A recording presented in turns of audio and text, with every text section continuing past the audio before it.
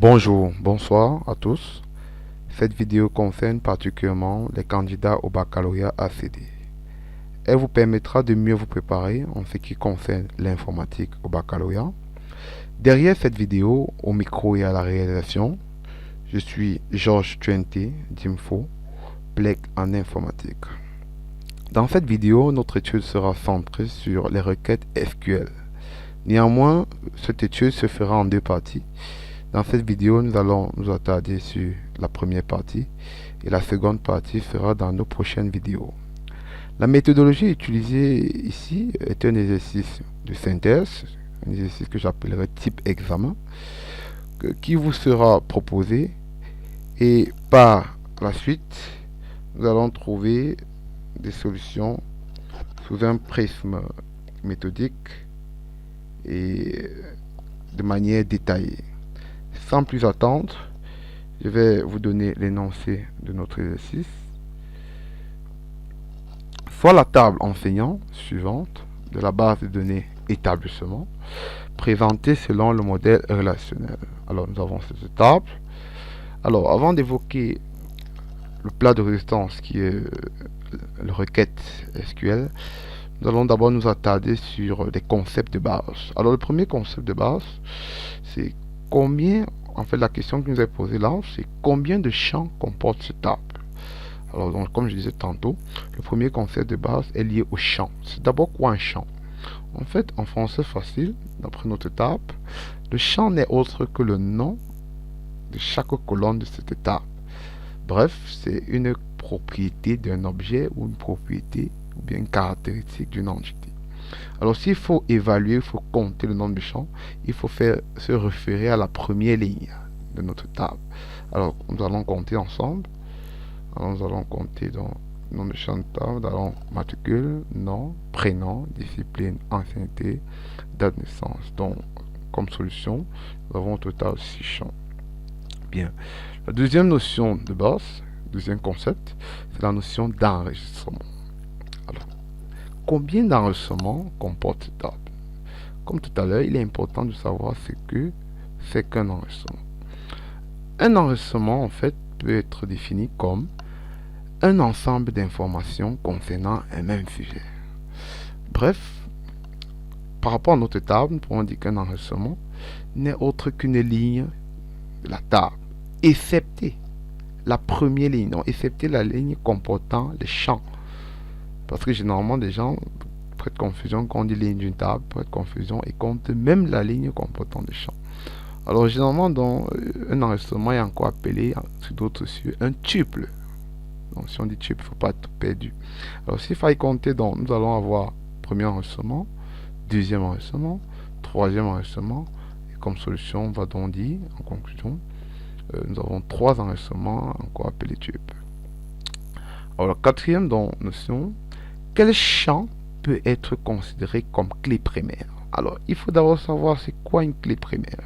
On a l'habitude de définir une clé primaire est un champ qui permet de déterminer, bien d'identifier, bien en fait qui permet d'identifier de manière unique un enregistrement dans une table.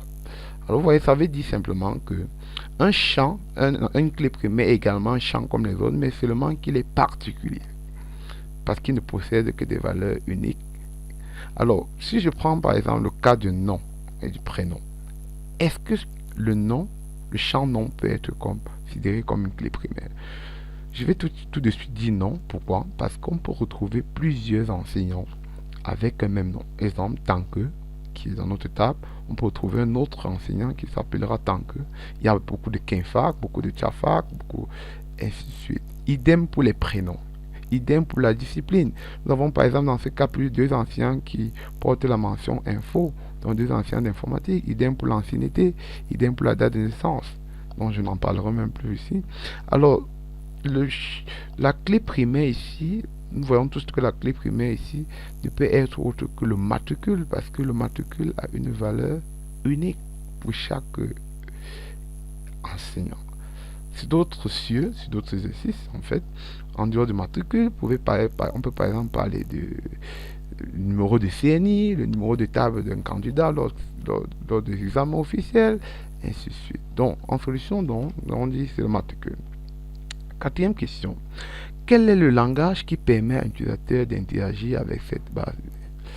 Sans faire trop de commentaires, c'est le langage, quand on parle de base de données, interaction entre utilisateur et base de données, on parle du langage SQL, qui veut tout simplement dire Structure Query Language. Il est important de pouvoir prononcer et surtout de maîtriser l'orthographe. Alors, nous allons aborder dans notre plat de résistance que j'ai tout à l'heure, évoqué tout à l'heure en début de la vidéo, les requêtes SQL. Alors, la toute première requête qui nous intéresse ici, c'est comment écrire la requête SQL permettant de créer cette base de données. Alors, comment faire pour ne pas se perdre dans une requête? Alors, il faut évaluer la question étape par étape. Alors, qu'est-ce qu'on veut faire? On veut créer une base de données. Alors, j'aimerais d'abord créer. Qui dit créer, pas de create. Alors, je dis create. Alors, il s'agit d'une table ou d'une base de données. Non, ici, il s'agit d'une base de données. Alors, en anglais, base de données, c'est database. Ensuite, vous accompagnez par le nom de votre base de données. Donc, create, database, établissement. Bien évidemment, comme il s'agit d'une requête, il est très important de l'accompagner point virgule à la fin, parce que ça c'est généralement une notion, je ne sais pas si c'est une maladie chez les élèves, de l'omission, ce point virgule, et qui coûte très cher à l'examen en termes de points. Alors la question suivante: écrire la requête SQL permettant de créer cette table. Alors là encore, nous sommes en train de parler d'une création, mais cette fois-ci c'est de la table. Donc ça veut dire, a priori, nous allons d'abord penser à dire create. On va pas dire database, puisque c'est pas une base de données. On va plutôt dire table. Et ensuite, on va l'accompagner du nom de la table. Maintenant, en fait, en comparaison avec la question précédente, ici, lorsqu'on crée une table, il est important également de créer les différents champs qui l'accompagnent. Voilà pourquoi je vais ouvrir donc une parenthèse. Je vais m'intéresser à chaque champ. Je vais commencer par le premier champ, matricule. Après avoir donné le nom d'un champ, il faut donner immédiatement le type de données qu'on peut stocker dans ce champ. Alors, le matricule, lorsqu'on vient de dire le matricule, par exemple, on prend le cas de matricule, nous avons par exemple G-046-363. Alors, ceci, c'est un ensemble de caractères, de chiffres et de lettres. On l'appelle en d'autres termes des chaînes de caractères. Et comme généralement les matricules ont des chaînes de caractères fixes, quand on dit fixe, il s'agit de quoi? Un nombre de caractères qui ne change pas. Vous allez voir par exemple, tous les matricules font sur 7 caractères, généralement. Alors vous allez voir, on va me dire chat, entre parenthèses 7. Il faut également tenir compte à chaque fois, est-ce que le champ est une clé primaire ou pas? Nous avons vu tout à l'heure que le matricule est une clé primaire. Donc il faut l'accompagner de la mention primary key. Bien évidemment, pour passer au prochain champ, il faut mettre une virgule. Alors nous avons maintenant nom, le nom, et quel type de données nous allons donner un nom? Nous n'allons pas dire chat, mais nous allons mettre plutôt vacha. Quelle est la différence? On utilise vacha lorsqu'il s'agit des chaînes de caractères variables. Alors prenons le cas dans notre table. Nous allons voir par exemple tank et kinfac et ngono. Ce n'est pas le même nombre de caractères. Tank par exemple c'est 6 caractères, ngono c'est 5 caractères. Là vous voyez que le nombre de caractères varie. Généralement on va donc utiliser la mention vacha et non chat qui est pour les chaînes de caractères fixes. Idem pour prénom, je vais également dire vacha. Idem pour discipline, je vais dire vacha. On va également parler d'ancienneté, mais ici ancienneté, les valeurs contenues dans le champ ancienneté sont des valeurs numériques, donc des valeurs généralement entières. Là je vais parler, on ne parle pas des caractères ici, je vais parler de integer. Ensuite, nous avons date naissance. Et le type lié aux dates de naissance, c'est date.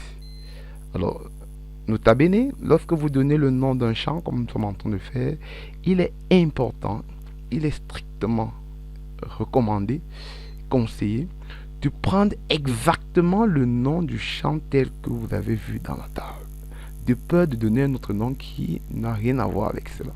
Généralement, vous allez voir à la place de date naissance, comme j'ai écrit, certains candidats diront dirons date de naissance. Ça, c'est faux.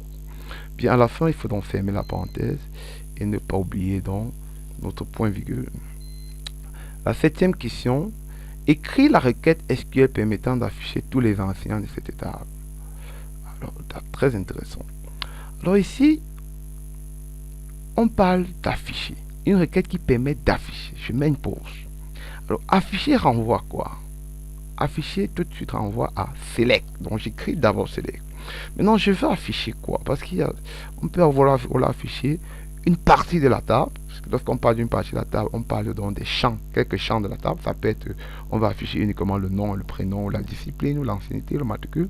Si on fait référence à ces champs, alors on va directement mentionner après select les noms des champs. Mais ici, on dit on va afficher tous les enseignants de cette table. C'est-à-dire on ne fait référence pas ni au nom, ni au prénom, ni à la discipline, mais rien qu'au nom, la notion enseignant. Enseignant qui reste chaque enregistrement de la table. Donc je vais dire donc étoile. Étoile en fait signifie toutes les colonnes de la table. Donc bref, qui signifie chaque enregistrement. Ensuite je vais mettre from. Et bien évidemment, je vais mettre le nom de la table. Alors est-ce que la requête est terminée avant que je mette mon point virgule? Oui, pourquoi? Parce qu'on n'a pas cette requête n'introduit aucune condition. Parce qu'on a dit afficher les enseignants de la table. Donc je peux mettre un point virgule. Tout à l'heure, nous allons voir le cas de requête qui introduit une condition. Huitième question. Écris la requête SQL permettant d'afficher le nom et prénom des enseignants d'informatique. Très très intéressant. Alors pour ne pas s'embrouiller, on va aller étape par étape comme tout à l'heure, permettant d'afficher. Donc c'est-à-dire je mets d'abord select. Alors qu'est-ce qu'on veut afficher? Est-ce qu'on va afficher une partie de la table ou alors est-ce qu'on va afficher les enseignants? Alors s'il s'agit des enseignants comme tout à l'heure, nous n'avons pas d'étoile. Alors ici on dit on va afficher le nom et le prénom. Alors nous voyons bien que nom et prénom concernent les champs de la table. Ça veut dire qu'on va afficher une partie de la table. Donc je vais dire, je ne vais pas dire étoile puisqu'en fait on a déjà précisé les champs qui nous intéressent. Je vais dire nom, virgule, prénom. Je mets from, le nom de la table. Alors je ne vais pas m'arrêter là, bien évidemment, parce que on dit qu'on va afficher le nom et prénom des enseignants d'informatique. Ça veut dire qu'on ne peut pas afficher le nom de tout le monde. On va afficher le nom d'une particularité, une partie des enseignants. Alors quel genre d'enseignants d'informatique? Alors c'est ce qu'on appelle une condition. Et pour introduire une condition dans une requête, j'utilise where. Alors après avoir mis where, la deuxième question que je dois me poser pour continuer ma requête, cette condition porte sur quel champ de notre table? On dit informatique. Qu'est-ce qui est lié à l'informatique? C'est la discipline. Donc j'écris discipline. Égale quelle valeur est liée donc aux enseignants d'informatique? C'est info. Alors je vous demande de faire très attention parce que beaucoup à ma place ont mis informatique. Alors dans notre table, nous voyons plutôt la valeur info et non informatique. Nous travaillons avec les valeurs se situant dans la table.